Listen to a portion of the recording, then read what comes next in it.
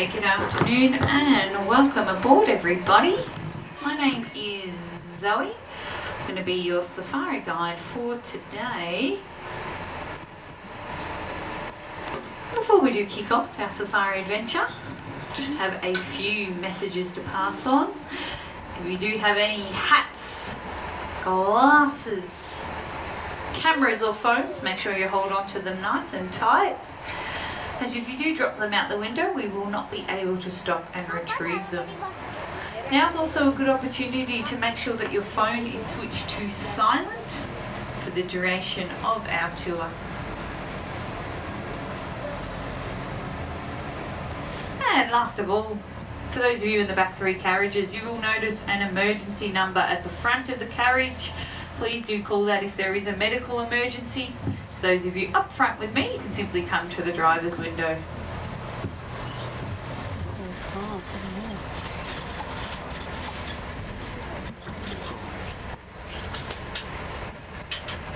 You've chosen a lovely day to come visit us here.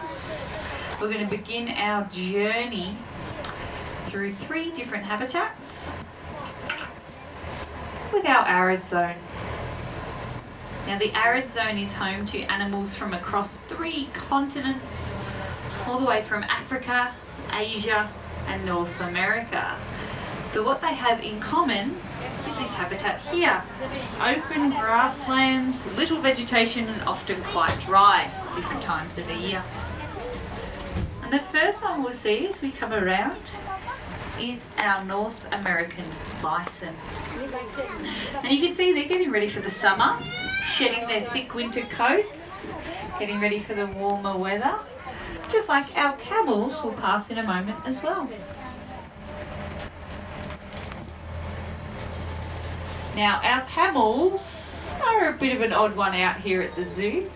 Most of the animals you meet are either endangered or extinct in the wild.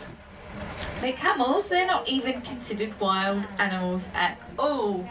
They're a livestock species, so they're like sheep or cattle kept for their wool, for their milk, and my personal favourite, for camel beauty pageants. So look closely at our camels as we go on past. Which one do you think is the very most handsome? And hey, we might be in the running for Miss World Camel 2020.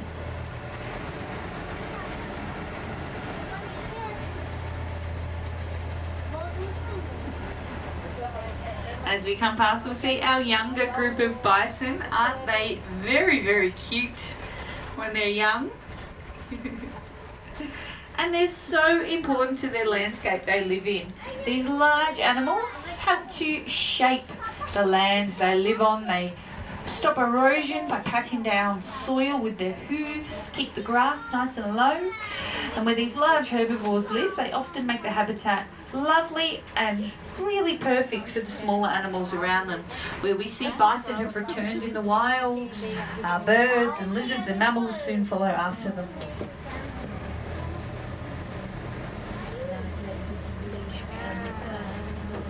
Don't drop it.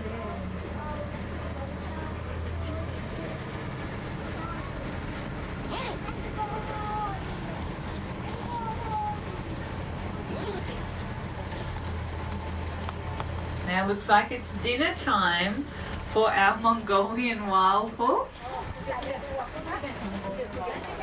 Give our keepers a big wave as we go on past.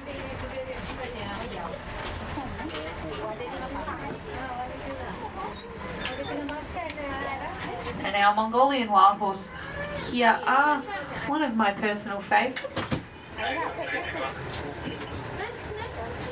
That's because in mid-last century they were actually declared extinct in the wild. There's only a handful left around the world. But after some very dedicated conservation heroes decided they wouldn't disappear, they did breeding, releases, setting up protected areas, and their wild population has risen from practically 0 to around 2,000. Isn't that exciting? And you can see we're part of that breeding population here. We have little Batar and his brother Sikan, his sister Sargon, and Dad's there as well, although not as majestic. His name is Ronald.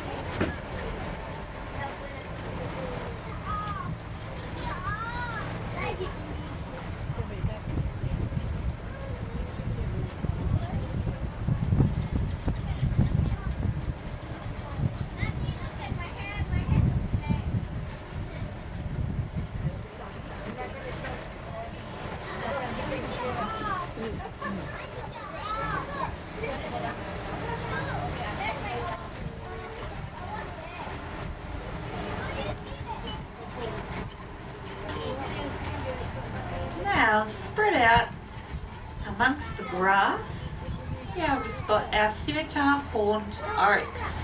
And keep your eyes peeled. We actually have 3 brand new baby oryx with us. But they're very small and they blend in very well with the grass. So see if you can see any tiny horns or ears poking over the top of the reeds.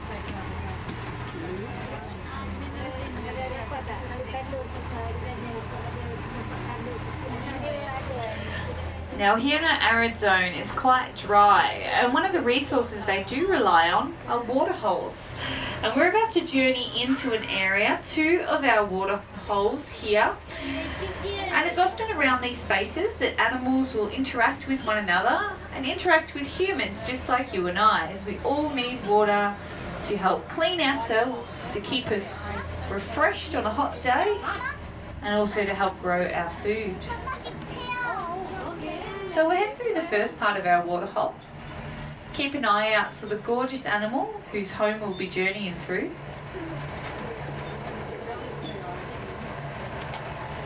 Their names are Pansy and Brindabella. They spend most of their time relaxing in the water.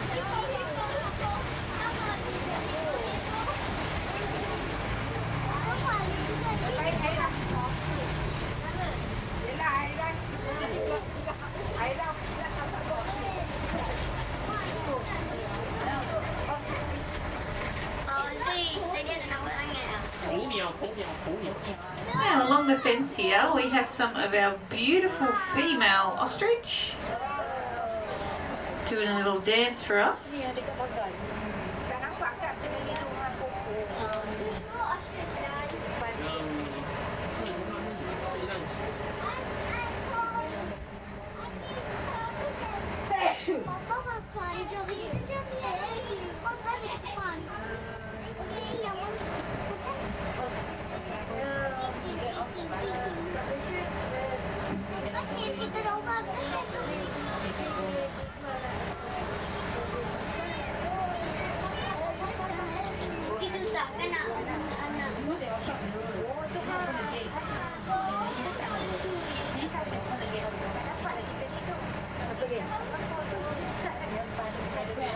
So our very cheeky and inquisitive girls here, we're just going to hang out for our keepers to come along and lure them away from the road so we can get through nice and safely. But you'll notice they're not actually quite as flamboyant as other ostrich, and that is because they are female. They're a bit dull in colour, they're brown or grey. And it is the boys we'll see on the savanna that have the lovely dark colours. Like many birds, the boys have these darker colours to help them attract a girlfriend.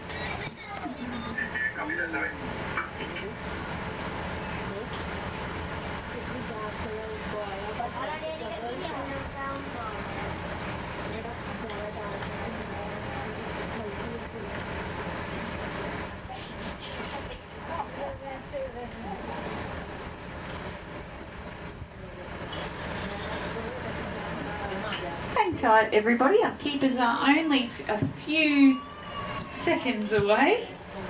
We'll get to see them come and try and wrangle our beautiful ostrich away from the road.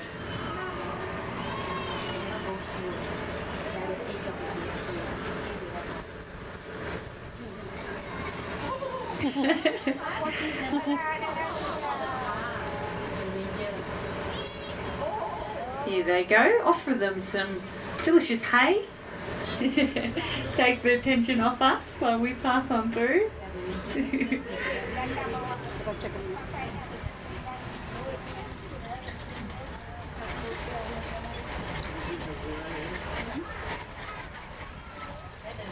see them trying to get into somebody else's food. Aren't they cheeky? Give a big wave to our keepers. Thank you so much.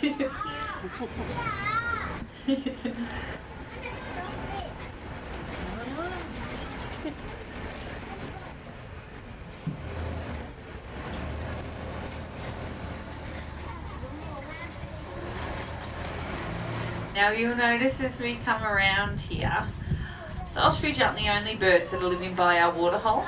A range of native birds have also decided to move on in. A lovely safe habitat for them. It's always nice to see how many different species you can see relaxing in the afternoon here at our waterhole.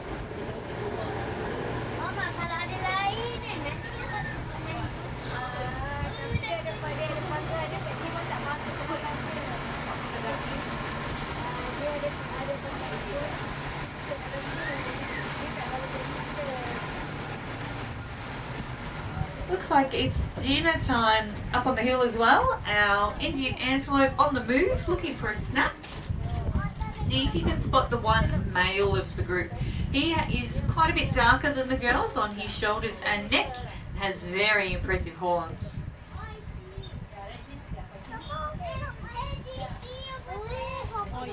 Now the Indian antelope do need quite a bit of water to survive. They need to drink quite a bit. And in the wild, this is becoming a bit of a problem for them. They're losing habitat to drought, to humans. They'll often have to share their water sources with people just like you and I. And as we do journey down into the savanna through our habitats here, we'll learn more about how humans and wildlife can live side by side for the benefit of both.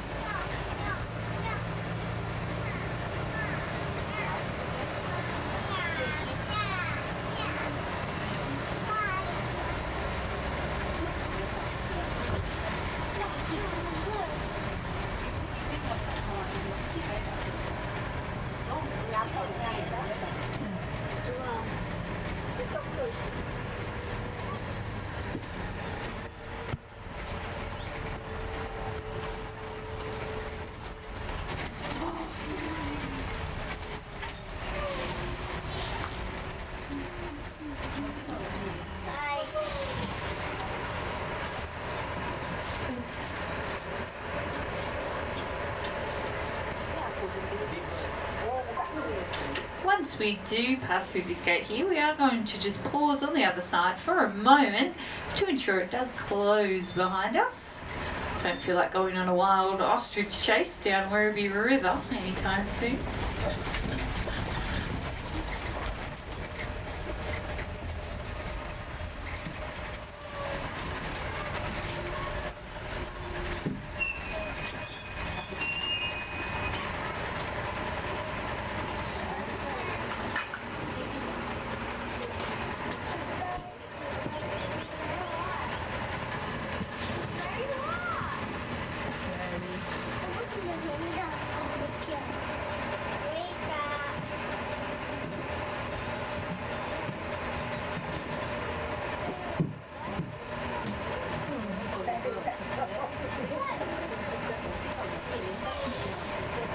Alright, let's journey onwards.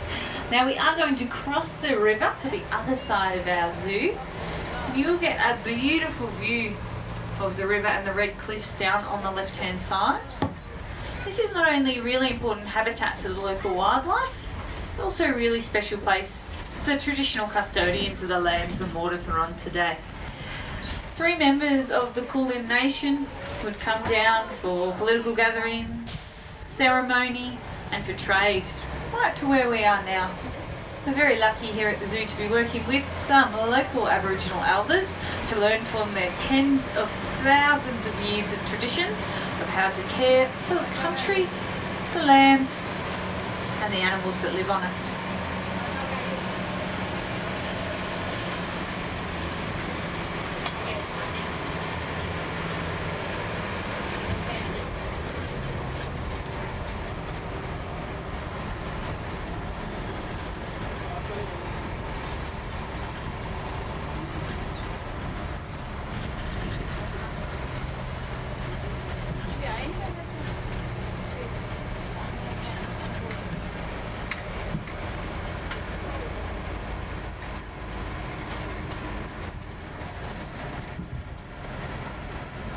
looks like it's time for a snooze here in our top paddocks. Now these is our bachelor pads. So we have 2 bachelor pads here.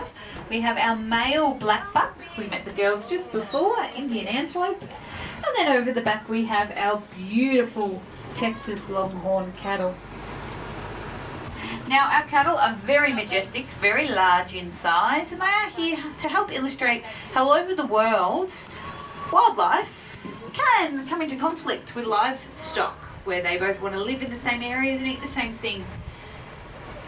But as we head down onto the savanna, we'll learn a bit more about one of our conservation partners and how they're working with local farmers for the benefit of the wild animals they live alongside.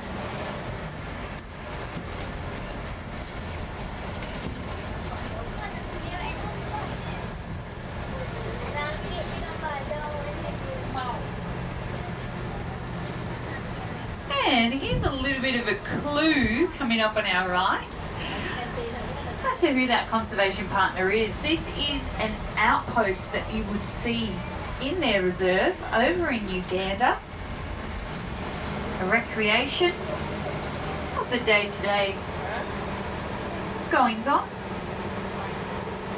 And it is in fact a recreation for Rhino Fund Uganda, one of our partners, working tirelessly to protect rhinos in the world.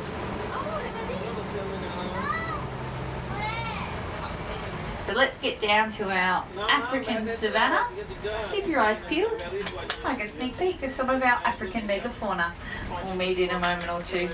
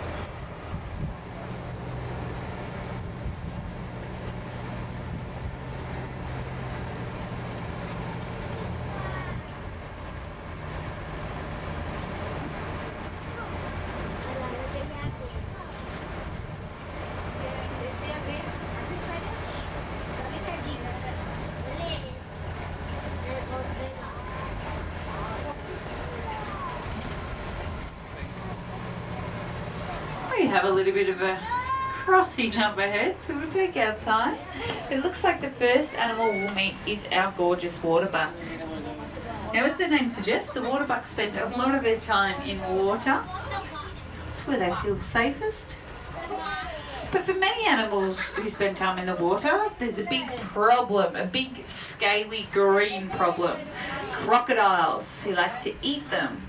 But the waterbuck, you see, they don't have to worry about crocodiles because they secrete an oil from their skin that makes them smell and taste horrible. So they're safe in the water to run around. Don't have to worry about being snapped up by a hungry croc.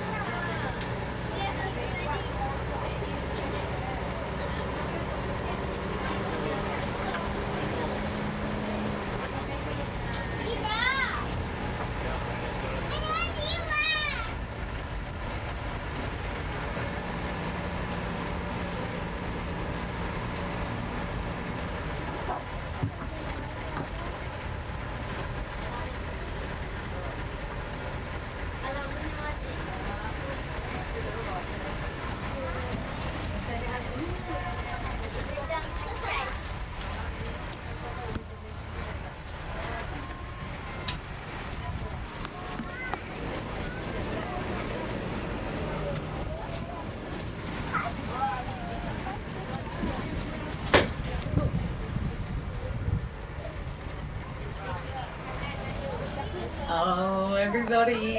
I have a very special treat for you. Very small, a very stripy treat. But I need a big favour from everyone. Can we be as quiet as possible? Because it looks like our brand new baby zebra, only a few weeks old, is going to be right up next to the road with her mum. So mum's name is Zaidi, and baby is baby Zari. You'll be able to see her there, hiding behind mum, going in for a bit of a drink. Let's go past nice and slow.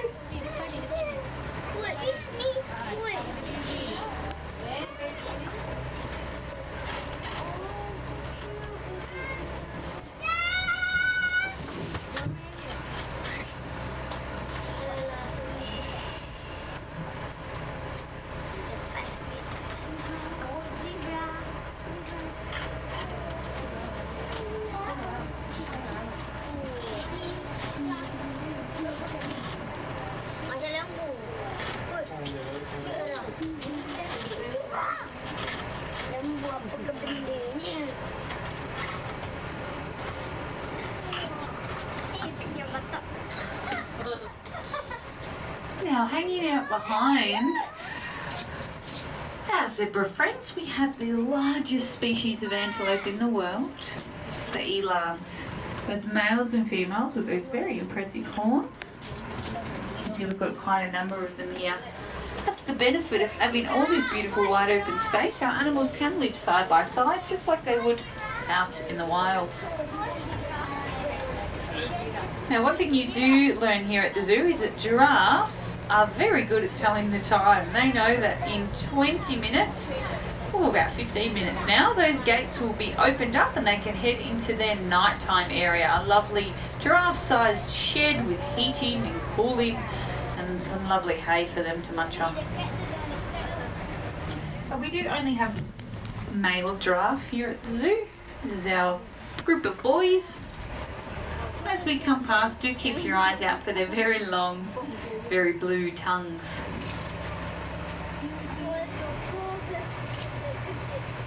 So the average giraffe tongue is 30 to 45 centimetres long.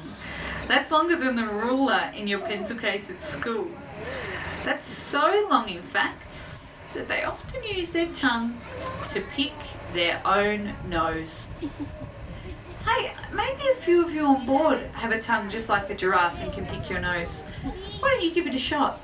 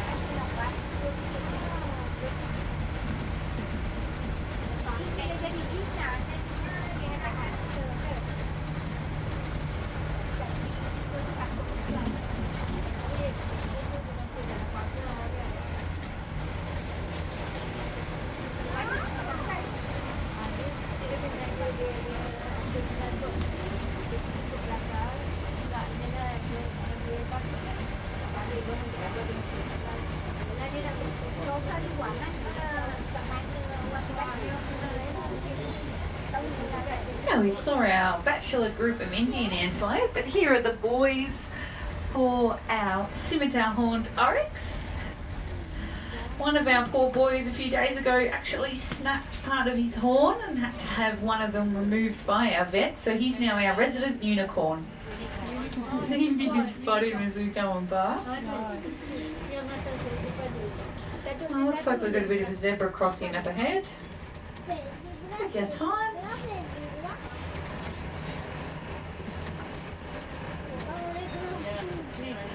Oh, lovely. Stop to go to the bathroom. Right on cue. Are we crossing? What do we think? Yes, we are. Okay. No, we're not. Decisions.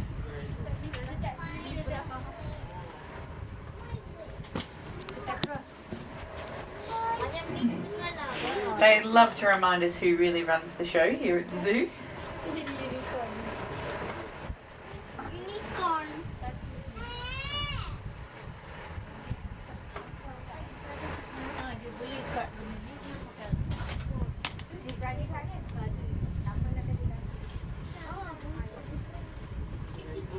We're going to make our way slowly as our zebra right next to the road here.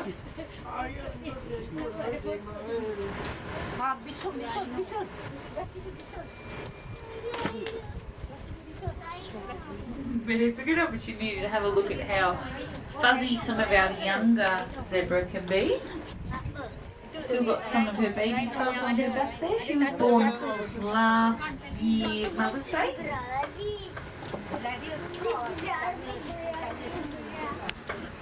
Still growing into her grown-up stripes.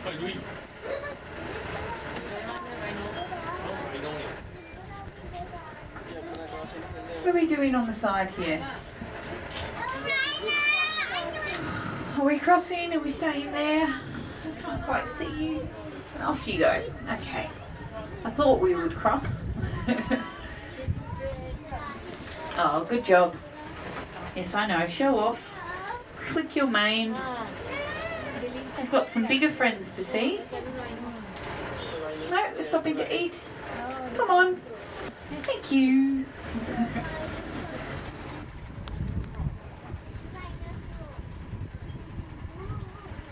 Now everybody, this is the last tour of the day, and I would love to see my favourite thing here at the zoo.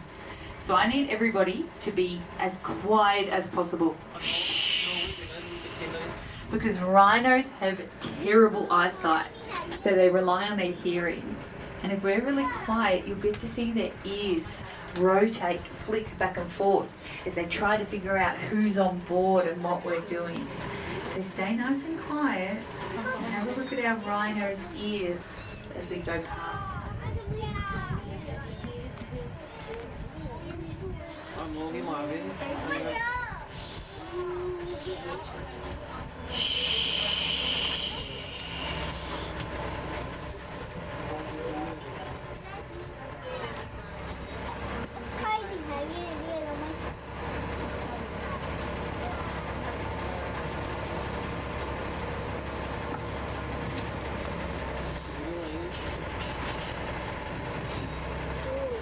You see their ears flicking, trying to figure out what we're all up to.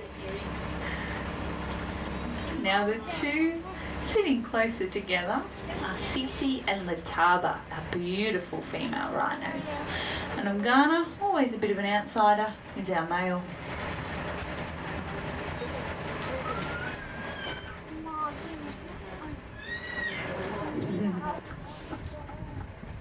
Now our rhinos are very lucky here. They have this beautiful, safe, open space to roam around in. But their cousins in the wild aren't quite as lucky.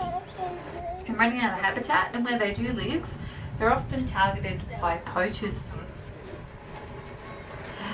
But one of our partners, Rhinofungi, who I mentioned earlier, is doing something about that. They set up a protected area in Uganda, the Ziwa Reserve, and they brought in a number of rhinos from all over the world and have been breeding them and protecting them in their natural habitat.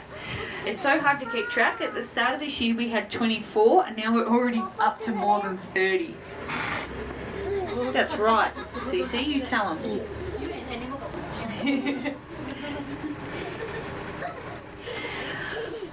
And the wonderful work they do at Rhino Fungiganda is not only with rhinos but with the local community.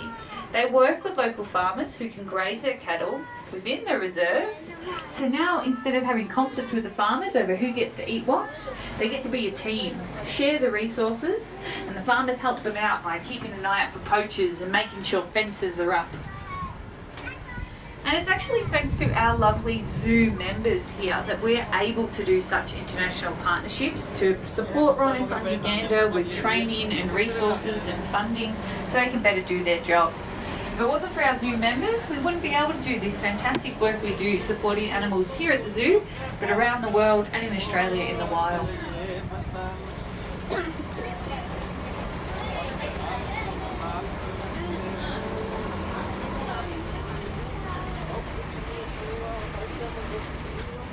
Well, let's get a riddle on. We're running a few minutes late thanks to our very cheeky ostrich holding us up at the gate. Not to worry, we're the last of the day.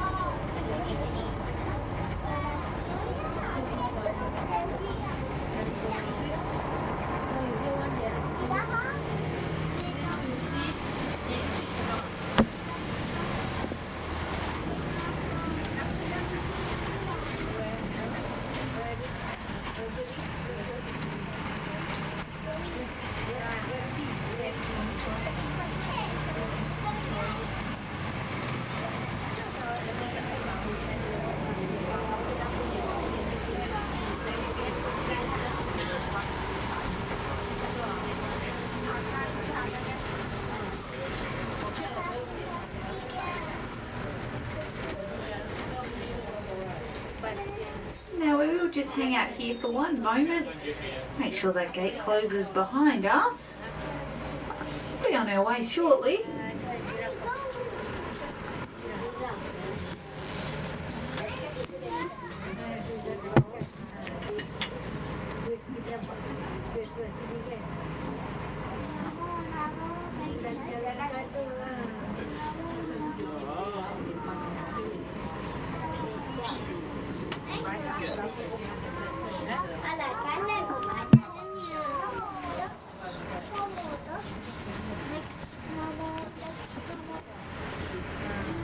Alright, let's make our way.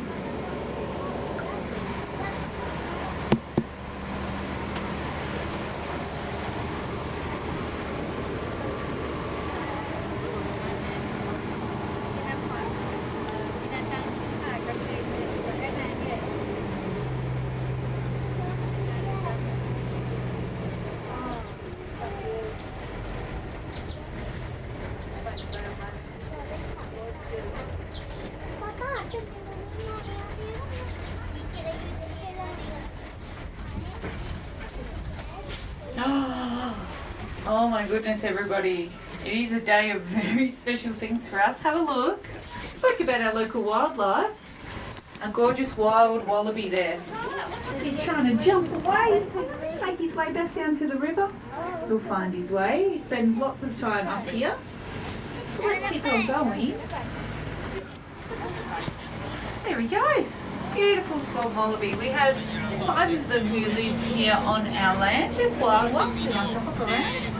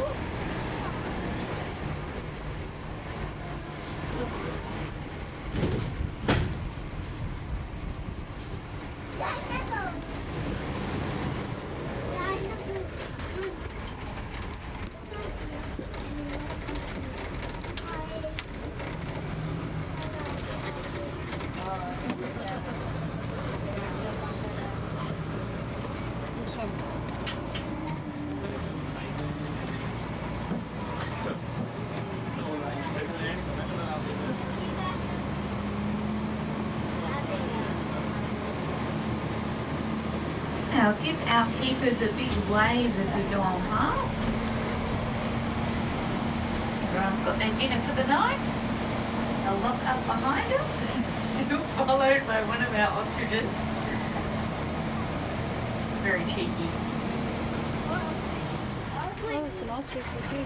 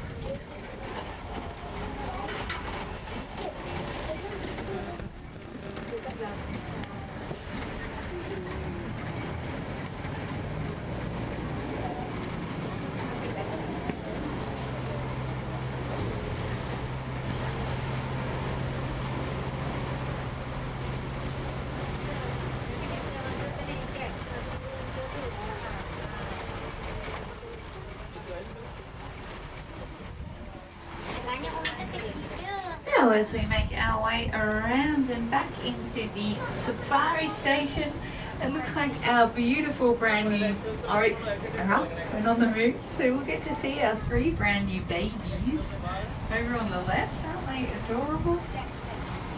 Hey, thank you so much for coming and spending some time with us today, everybody. It's only thanks to your support and the support of our members that we can do all the wonderful conservation work we do here in Australia and around the world. And if you'd like to support the animals and their fight against extinction, a few things you can do is donate to Rhino Funds Uganda, check out our beaded products in the gift shop, all proceeds going to communities to live alongside wildlife. Or you can check out our website for other ways you can get involved. But as the head ranger, Lieutenant Raymond Opio of Rhino Funds Uganda says, he wishes that everybody would know that you don't have to be a ranger to be involved in conservation, as long as you have conservation in your heart with everything you do. That's a lovely message we'd love everybody to go home with. And thank you for visiting us and helping to support the fight against extinction. I'm going to pull into the bus station now. And I'll release you back into the wild to enjoy the rest of your afternoon.